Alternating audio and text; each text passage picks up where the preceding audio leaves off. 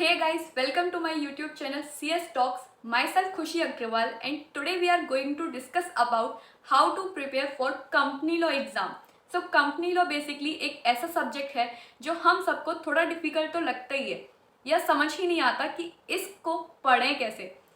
आज मैं आपको बताने वाली हूँ कुछ ऐसी टिप्स जो मैंने पर्सनली अप्लाई की थी and I clear my CS executive module 1 in June 2023 and उस अटेम्प्ट में कंपनी लॉ का पेपर थोड़ा सा डिफिकल्ट था.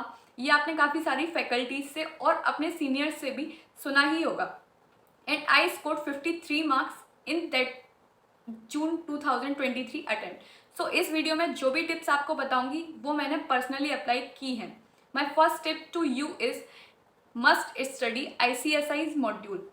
तो मॉड्यूल तो आपको एक बार एटलीस्ट गो थ्रू करके जाना ही है. काफ़ी सारे बच्चे ये मिस्टेक करते हैं कि वो मॉड्यूल को टच भी नहीं करते हैं, कोचिंग्स के नोट या किसी फैकल्टीज़ के नोट से पढ़ते हैं और जब क्वेश्चन पेपर आता है तो बोलते हैं कि क्वेश्चंस कहाँ से आ गए या पता नहीं कैसे क्वेश्चंस थे. आपको ICSI का मॉड्यूल एक बार गो थ्रू करना है. अब मैंने देखा है कि काफ़ी बच्चों को पता ही नहीं है कि मॉड्यूल को स्टडी करना कैसे है. तो मैंने जैसे स्टडी किया था मैं वो बताती हूँ आपको. सबसे पहले आप जो भी वीडियो लेक्चर्स देख रहे हैं या जो भी मैराथन्स या लेक्चर्स देख रहे हैं, सबसे पहले आप उनको देखिए. फिर उसके बाद अपने एक हैंड रिटन नोट्स प्रिपेयर कर लीजिए. जब आप वीडियो लेक्चर्स देख चुके होंगे और आप थोड़े से हैंड रिटन नोट्स या उसका थोड़ा समरी में लिख चुके होंगे ना, तो आपके माइंड में एक इमेज बन चुकी होगी उस चीज़ की. फिर आप मॉड्यूल से जाके उसी सेम टॉपिक को एक बार गो थ्रू कीजिए, क्योंकि मॉड्यूल की लैंग्वेज इतनी ईजी नहीं है कि आप पहली बार उसको खोल के पढ़ने बैठे और वो तुरंत आपको समझ में आ जाए. बट जब आपकी उस कंसेप्ट को लेकर माइंड में एक इमेज होगी और फिर आप उसे गो थ्रू करोगे ना, तो वो आपको अच्छे से समझ आएगा. आपको पता चलेगा कि हमें हमारे आंसर को प्रेजेंट कैसे करना है एग्जाम्स में. और वर्ड्स, आपको वहाँ से वर्ड्स लैंग्वेज पता चलेगी कि एक कैसी लैंग्वेज हमें लिखनी है हमारी आंसर शीट में, जिससे हमारा इम्प्रेशन चेकर पे अच्छा क्रिएट होगा. और मैं ये नहीं कह रही हूँ कि जो भी लैंग्वेज है मॉड्यूल में आप सेम वैसा ही लिखिए, बट कुछ वर्ड्स हैं जो आपके आंसर में आने ही चाहिए और वो आपके आंसर को थोड़ा इम्प्रेसिव बनाते हैं, अच्छा लगता है और इससे आपके स्कोर में भी इफ़ेक्ट आता है. My second tip to you is daily revision. Daily revision is must. अगर आप किसी टॉपिक को या किसी भी कोई भी वीडियो लेक्चर, कोई भी कंसेप्ट आप पढ़ रहे हैं आज, तो उसका रिवीजन आपको आज ही करना है. अगर आप आज पढ़े हुए टॉपिक को 5 डेज बाद रिवीजन करोगे ना, तो आपको सच में कुछ भी नहीं याद आएगा. और अगर अभी से आप थोड़ा थोड़ा रिवीजन करते हुए चलोगे तो वो आपको एंड में बर्डन नहीं लगेगा. वरना एंड में ऐसा हो जाएगा कि आपको कुछ याद ही नहीं आएगा, आपको लगेगा कि सब पढ़ा तो था बट गया कहाँ. तो रिवीजन आपको ज़रूर करना है और डेली रिवीजन करना है.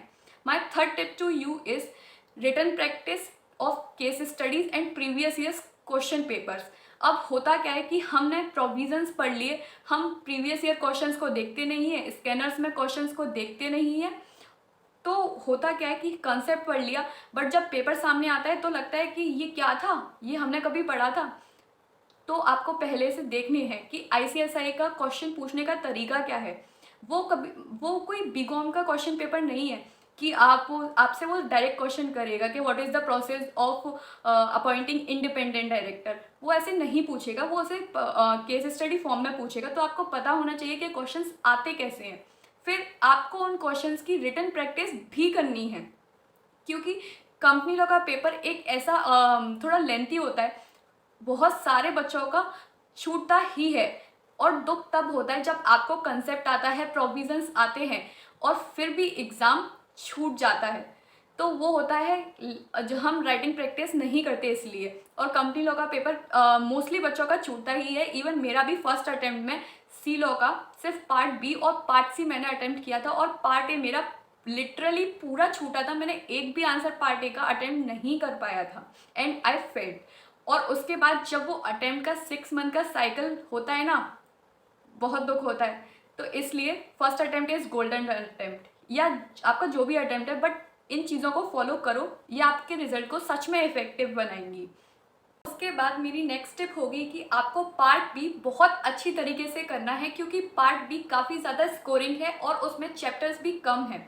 40 मार्क्स का है पार्ट बी और चैप्टर्स भी लिमिटेड हैं। आप पहले पार्ट बी को फिनिश कीजिए और उसके बाद आप पार्ट सी पर जाइए और उसके बाद पार्ट ए को जल्दी से कंप्लीट कर लीजिए। और पार्ट बी को तो एटलीस्ट 2 बार मॉड्यूल से गो थ्रू कर लेना, बहुत अच्छे से पढ़ के जाना। फिर एक चीज़ मैं यहाँ और क्लियर कर दूँ कि आपको 100% सिलेबस कंप्लीट करके ही जाना है, क्योंकि रिजल्ट जब 5% आ रहा है और बच्चे जो बहुत ज़्यादा मेहनत कर रहे हैं वो भी फेल हो रहे हैं, तो हमको ये चीज़ मतलब ये थॉट भी नहीं आना चाहिए कि हम ये चैप्टर छोड़कर चले जाएं, ये तो इम्पोर्टेंट नहीं है, इससे तो क्वेश्चन नहीं आता है। आपको कैसे पता इम्पोर्टेंट नहीं है? क्या आपने पेपर सेट किया है? नहीं, इम्पोर्टेंट सब कुछ है। अगर इम्पोर्टेंट नहीं होता तो ICSI के मॉड्यूल में ही नहीं होता। तो सिलेबस 100% कवर करके ही जाना है। So my next tip to you is please prepare your own hand written notes. आप अपने खुद के हैंड रिटन नोट्स ज़रूर प्रिपेयर कीजिए, क्योंकि अगर अभी से प्रिपेयर करके चलेंगे तो वो हमारी एंड मोमेंट पर हेल्प करते हैं। वो एंड मोमेंट पर हमारा काफ़ी सारा टाइम सेव करते हैं, क्योंकि कंपनी लॉ में इतने सारे चैप्टर्स हैं, अगर सबको पढ़ने बैठोगे नोट से या मॉड्यूल से तो बहुत ज़्यादा टाइम लग जाएगा। बट जब आपके हैंड रिटन नोट्स आपके सामने होंगे और जो आप ऑलरेडी 2-3 बार रिवीजन कर चुके हो और उसमें कुछ चीज़ें ऐसी होंगी जो आपने हिंदी में या एज अ हिंट लिख ली होंगी, क्योंकि होता क्या है कि मॉड्यूल से भी हम स्टडी कर रहे हैं, काफ़ी जगह से स्टडी कर रहे हैं, केस लॉज प्रैक्टिस कर रहे हैं काफ़ी, तो ये सारी चीज़ें ना हमें एक जगह पर मिलेंगी हमारे हैंड रिटन नोट्स में जो हमने खुद प्रिपेयर किए हैं। तो हैंड रिटन नोट्स ज़रूर प्रिपेयर करें, स्पेशली कंपनी लॉ के लिए तो अपने हैंड रिटन नोट्स ज़रूर प्रिपेयर कीजिए। और उसके बाद मुझसे काफ़ी सारे लोग ये भी पूछते हैं कि सेक्शंस को याद करना ज़रूरी है क्या? तो सेक्शंस ज़रूरी हैं, पर सेक्शंस इतने ज़्यादा ज़रूरी नहीं है। एक बार को सेक्शंस नहीं लिखोगे तो चल जाएगा, बट गलत मत लिखना, क्योंकि सेक्शंस आपको शायद नहीं पता है, बट जो आपकी कॉपी चेक कर रहा है उसको तो सेक्शंस पता ही है ना। तो गलत कुछ भी नहीं लिखना है। अगर नहीं पता है तो लिखिए कि अकॉर्डिंग टू कंपनीज एक्ट 2013, ठीक है, सेक्शंस मत लिखो। और सेक्शंस को है ना 2-3 बार पढ़ोगे, याद हो रहे हैं तो बहुत अच्छी बात है, अगर नहीं हो रहे हैं तो स्किप करो, प्रोविज़न को समझो, क्योंकि मार्क्स आपको प्रोविज़न से मिलेंगे, कंक्लूजन से मिलेंगे। सिर्फ सेक्शंस को बहुत बड़ा इशू मत बनाओ कि याद करना है या नहीं करना है। अगर हो जाता है तो बहुत अच्छी बात है, नहीं हो रहा है तो एटलीस्ट प्रोविज़न तो अच्छे से करो, ठीक है। अब मेरा नेक्स्ट टिप होगा कि go through module questions. Modules में जो क्वेश्चंस होते हैं ना, हम उनको नहीं लगाते हैं, मतलब हम एक बार उनको देखते भी नहीं है कि इस क्वेश्चंस वगैरह किस तरीके से पूछे जा रहे हैं, और वो ICSI के मॉड्यूल में है तो ऐसा तो नहीं है कि वो यूजलेस होंगे, कुछ तो सोच के उन्होंने दिया होगा, बट हम उनको एक बार देखते भी नहीं है। तो ICSI के मॉड्यूल में भी जो क्वेश्चंस हैं आप उनको भी लगा कर जाइए, उनको देखिए। और प्रीवियस ईयर क्वेश्चन और स्कैनर्स तो आपको सॉल्व करने ही है। मैं ये नहीं कह रही हूँ कि स्कैनर्स को आप परचेज कीजिए, अब तो PDF इजीली अवेलेबल है, और अगर स्कैनर्स भी एक बार को हटा दो, but previous year question papers भी आप देखोगे तो आपको काफ़ी पता चलेगा कि कंपनी लॉ का पेपर एक अच्छा खासा पेपर है। और अगर आप अभी से भी पढ़ना स्टार्ट नहीं करोगे ना तो सच में आपको बाद में दुख होगा। वीडियो पसंद आई तो लाइक कमेंट ज़रूर कर देना